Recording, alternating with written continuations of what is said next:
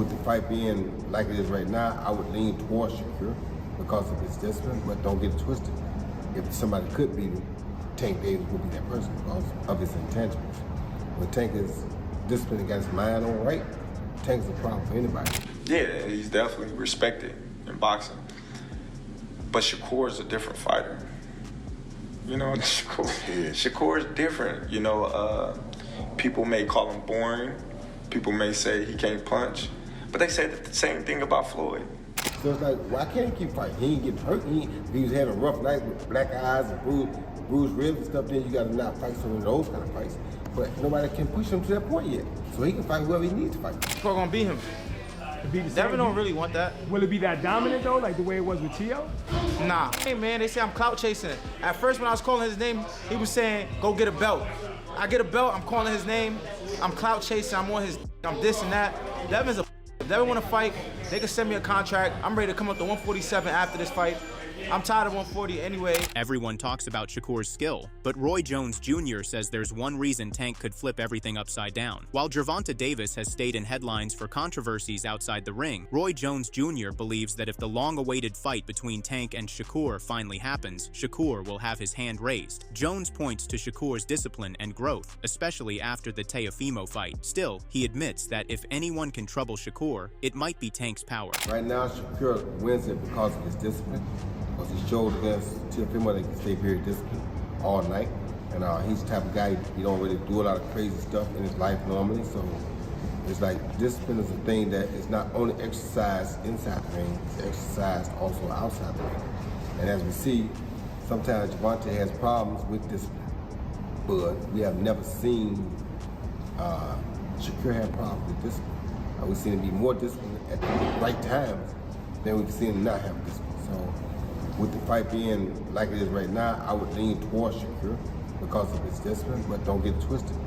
If somebody could beat him, Tank Davis would be that person. Speaking on the matchup, Roy Jones Jr. highlights how dangerous Tank can be at his best. He believes that if Gervonta Davis handles the issues outside the ring and stays sharp and disciplined, he becomes a real problem for anyone.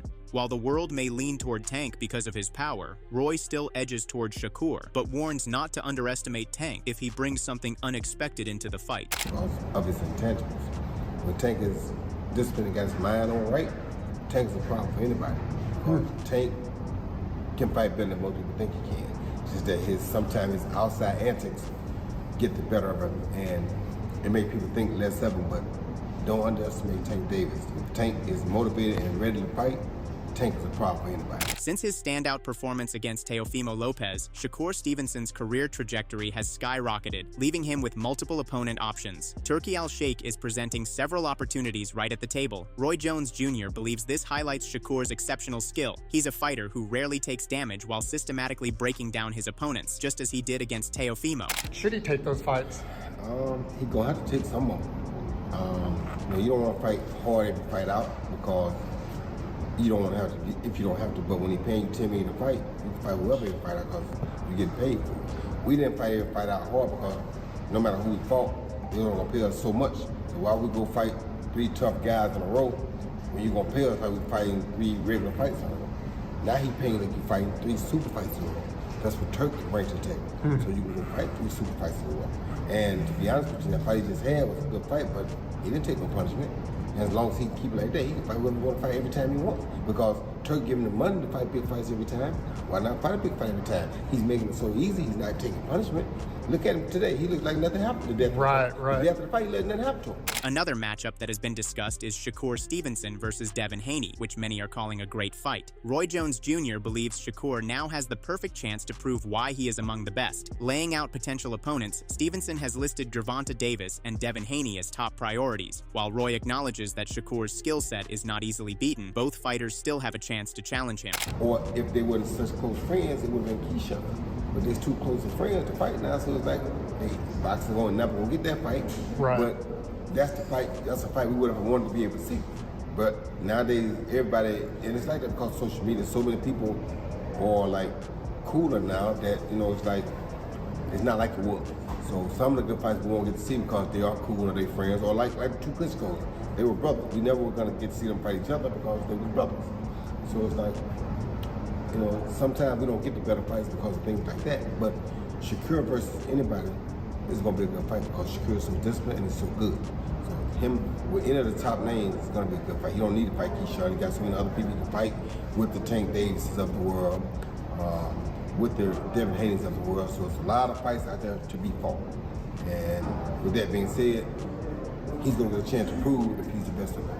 Meanwhile, Teofimo Lopez's performance against Shakur Stevenson has been disappointing. Roy Jones Jr. believes that Shakur's potential fight with Devin Haney could be more challenging. Richardson Hitchens also shared his opinion, suggesting that while Shakur might not dominate Haney as he did Teofimo, Haney can still manage the fight. Ultimately, Roy sees Shakur pulling off a decision victory, and he even trolled Haney for still avoiding the matchup. Shakur gonna beat him.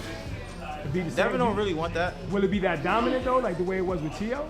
Nah, it wouldn't be that dominant. No, it'll be a lot closer. I don't know if it'll be a lot closer, but I mean, when I say a lot closer, like I don't know, Devin wouldn't get picked apart like how Teo did. Yeah. Shakur will probably still pull out an obvious decision, but I don't think Devin will get picked apart the way Teo did. Yeah, definitely. And then you want to get a fight with Devin as well. Any message you out for Devin? I keep calling that man's name, man. They say I'm clout chasing. At first, when I was calling his name, he was saying, go get a belt. I get a belt, I'm calling his name. I'm clout chasing, I'm on his, I'm this and that. Devin's a, if Devin want to fight, they can send me a contract. I'm ready to come up to 147 after this fight.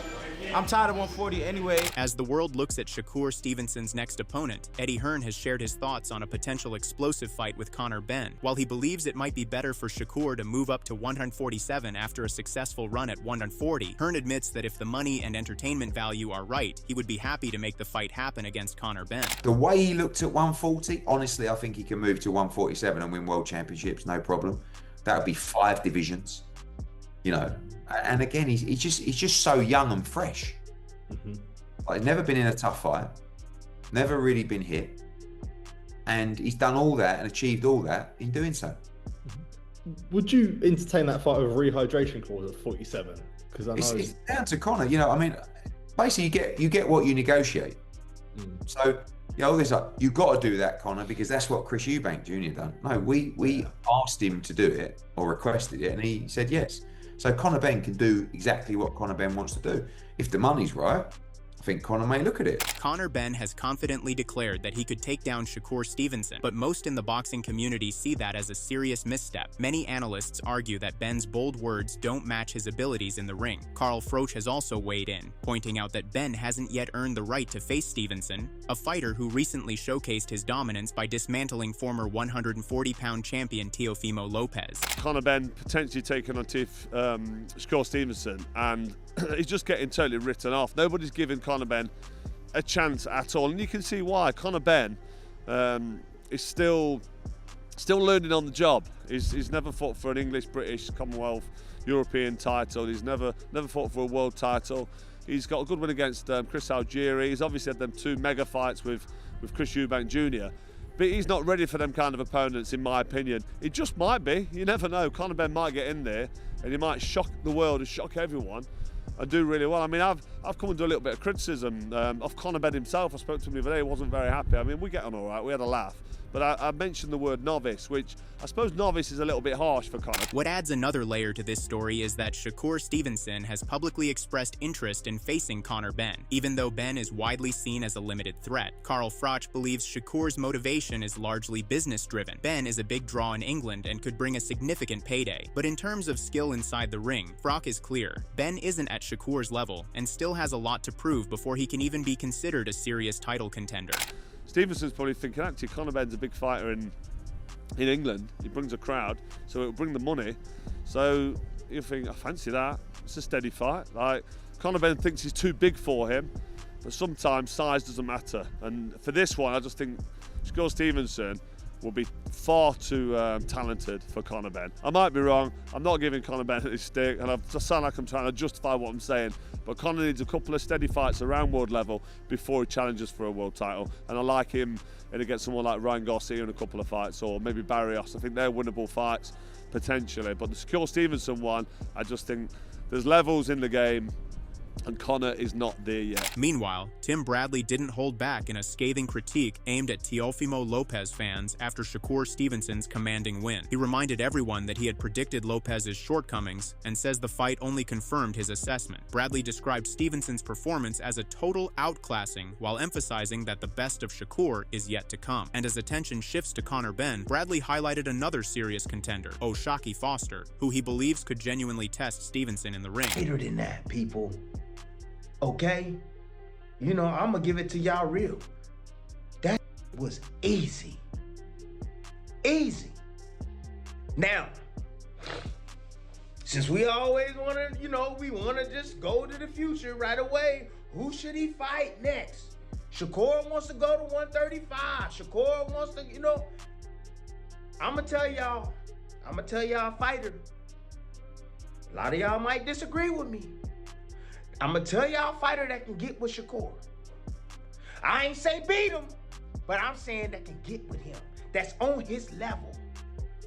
Like this. His name is Al-Shikh Foster. As Shakur Stevenson hints at moving down to 135 to chase elite opponents, Tim Bradley believes Al-Shikh Foster is the only fighter who can truly match him. Bradley suggests that Gervonta Davis is unlikely to face Shakur, making this a pure showdown of skill. He highlights Foster's talent and timing, praising him as the most deserving opponent right now and insisting that he belongs in the pound-for-pound discussion alongside the best in boxing. Al-Shikh Foster, yes. Shakur goes down and fight that man right there.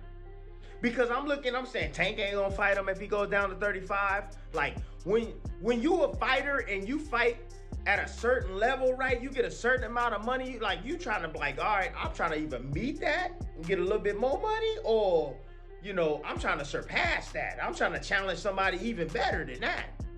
You know, that was easy. So, Al-Shikh Foster, as far as notoriety, he's not bigger than Tio. But I'm telling y'all, as far as skill, and I believe Al-Shikh should be on a pound-for-pound list. The debate over a potential Connor Benn versus Shakur Stevenson matchup continues to heat up. Malik Scott has thrown his support behind Benn, arguing that if he performs like he did against Chris Eubank Jr., he could challenge Stevenson. Scott suggests that a disciplined, fitness-focused approach might even make Benn more dangerous than Teofimo Lopez. However, LaShawn "Shady" McCoy disagrees, emphasizing that while Benn is skilled, he wouldn't pose a significant threat to Shakur in the ring. I like Connor Benn. He ain't doing nothing with Shakur. He's in the moment. No, I'm not. But all I'm saying is, what I'm saying, bro. Well, let me get my point real quick. Connor just fought Eubank Jr., right? And remember what I said. I said with that style he fought, it doesn't matter who he fight, he would give them trouble. Just because Shakur just looked like the world's greatest the other night, I give him credit. I still remain on my statement that I said about Connor. If he fight discipline with no emotions and stick to a game plan and use his feint, he's very rough and evil on the inside. He's going to push that gas a little bit more than Tio did. Like Cepeda did because he was busier? Well, you could say that I think Connor is actually better than Cepeda. While a potential fight between Connor Benn and Shakur Stevenson could generate a massive payday, Paulie Malignaggi sees it as a risky mismatch. He cautions that Benn's confidence might outweigh his actual ability, and his limited experience at the elite level could leave him ill-equipped to handle Stevenson's precision, speed, and technical mastery inside the ring. Why would anybody be pushing this fight aside from the people that have a financial stake in it, which mind you, I fully understand if you have a financial stake in it. I totally get it. Right. And I'm not even knocking it from that perspective. From that side, if you have a financial stake in it, it makes sense, you want it, and I get it, okay? But as a fan, you are not getting a financial stake in it, okay, buddy? You're just watching the fight. So anybody not with no financial stake in this fight should call it for what it is. It's a one-sided mismatch. I don't see Connor being competitive with Shakur. I think if you can see that before the fight, granted, Gervonta Davis has a career full of these fights and people still watch them. So I may be out of my mind thinking that fans might actually be logical in this generation. But having said that, if you can see from a mile away that this is going to be a one-sided fight, what do you care to watch it for? What do I want? What do you want? Just spectacle? Who wants to watch that? Paulie Malignaggi argues that a fight between Shakur Stevenson and Connor Benn doesn't make sense from a competitive standpoint. He believes Benn lacks the skill and experience necessary to truly challenge Stevenson at the elite level. Instead, Paulie highlights Raymond Muratalla, who impressed against Andy Cruz, as a far more suitable opponent. While a matchup with Benn might be financially appealing, Malignaggi cautions that flaws in Benn's style could make the fight unnecessarily risky for Stevenson. You can ask me as a fan what I want to see. I want to see Shakur Stevenson against Raymond Muratalla. That's what I want to see. Yes, you favor Shakur, but you know what? Raymond Muratalla showed a lot of quality in that Andy Cruz win. He's been showing a lot of quality in his career. He's getting better and better. He's a world champion. He's still ascending. That's the fight I love. Am I gonna get it? No, probably not. I get it. Not only you're not gonna get it, there's zero shot. That's not happening at all. That guy's written on my parade. That is not happening at all. Let me get my umbrella out before you write on my parade, at least. You know? Paulie was being optimistic about something. I had to go in there and be pessimistic CA today, but yeah, no, that fight didn't happen. Yeah, whenever Paulie's optimistic, something's wrong. We gotta step in and take care of that. And I am not knocking the Connor Benn fight for that reason either. Like, I'm just saying, if you're giving me my opinion and you want to know, Paulie, what do you think of this fight? I think the fight sucks. All right, that's what I'll tell you. Shakur Stevenson versus Connor Benn, I think it sucks. I don't think it makes any sense from a competitive standpoint. Boxing analysts are growing increasingly doubtful that Connor Benn will ever earn a fight with Shakur Stevenson. Chris Algieri notes that while such a matchup could bring in a huge payday, it would be relatively low risk for Stevenson due to Benn's limited experience and previous gym controversies. While Paulie Malignaggi favors Benn facing Raymond Muratalla, Algieri points to more credible challengers, fighters like Abdullah Mason and Devin Haney, who could truly test Stevenson's skills inside the ring. He has an option. If you have an option, if you're going to go for the biggest bang for your buck, the most money, the least risk, that's the one. Now, who do I really want to see him fight? I'm not sitting there being like, oh, I want to see, who's going to knock him off. I think Shakur beats everybody. I want to see him fight everybody. The Muratalla fight, I really like that, Paulie, but we're not seeing Shakur go backwards now. And by backwards, I mean 1 in weight and 2 in scope. That fight is a good fight, but Muratalla's profile is not there yet. Maybe he gets there. I don't think he's long for 35 either. He's probably getting up at 40 relatively soon, if not next fight, the fight after. Then you can see Muratalla chasing after a Shakur fight. And actually, I do like the fight. I think Muratalla brings a certain kind of physicality combined with his technical skills that it could be something. But personally, I think the styles that are going to give Shakur the most trouble are going to be your long, athletic, fast boxer types. The guys like Abdullah Mason, the guys like Devin Haney. And that's actually the fight I really want, although his stablemate Keyshawn Davis is edging his way in there to go up to 47 to get that Devin Haney fight. I'm actually surprised. Why don't we ever hear about Shakur and Devin? As the boxing world debates Shakur Stevenson's next opponent, Raymond Muratalla has made his intentions crystal clear. He boldly stated, "I'm not Teofimo," while calling Stevenson out for a fight at either 135 or 140 pounds. Muratalla insists he will bring something entirely unexpected to the ring, demonstrating both confidence and determination. He's signaling that he intends to challenge Shakur in ways few opponents have managed, making this potential matchup one of the most intriguing in recent memory. My style's a lot different than Teal's, and it's gonna be one of those things, man, where it would be hard to tell you how. It's just one of those situations where we just gotta fight, and I just have to show you. You know what I mean? But as far as that, yeah, I think my style's just different. You just wouldn't it would just be like unexpected. Like you wouldn't expect like anything from it. It'll be different. Shakur Stevenson's defense has been widely praised as elite, with many comparing him to Pernell Whitaker or Floyd Mayweather following his masterclass against Teofimo Lopez. Yet Raymond Muratalla believes he has what it takes to break through that defense. He insists that with precise timing, smart strategy, and calculated execution, he can challenge Stevenson in ways few fighters ever have, making this potential matchup one of the most intriguing and unpredictable fights in recent memory. I mean, he does have good defense, man, but I got good timing and I know when to punch. And yeah, I think that's going to play a huge factor. Terrence Crawford has been vocal about Shakur Stevenson's upcoming opportunities, including a possible showdown with Gervonta Davis. The big question remains, which fight will happen next, and could Tank Davis really pose a problem for Stevenson? As Roy Jones Jr. predicts, the entire boxing world is watching closely. Crawford also shared his perspective, adding more insight and fuel to the growing intrigue surrounding Stevenson's next move. Like I said, I respect Tank. Boxing, he's one of the ones. Yeah. we gonna take his personality and personal things out of it. But boxing, he's definitely talented. You know what I mean? And he's definitely got that it. And yeah, he's definitely respected in boxing. But Shakur is a different fighter. You know, Shakur's different. You know, people may call him boring. People may say he can't punch. But they say the same thing about Floyd. Because they defensive fighters. Yeah. Tank is not going to be able to hit Shakur like he hit everybody else. And he know that. Shakur Stevenson continues to dominate, but with challengers like Gervonta Davis, Devin Haney, and Raymond Muratalla circling, the next fight promises to be explosive. Who do you think really has a chance to beat Shakur? Tank, Haney, or someone else? Drop your predictions in the comments below. Hit that like button if you're hyped, and don't forget to subscribe so you never miss the latest boxing breakdowns.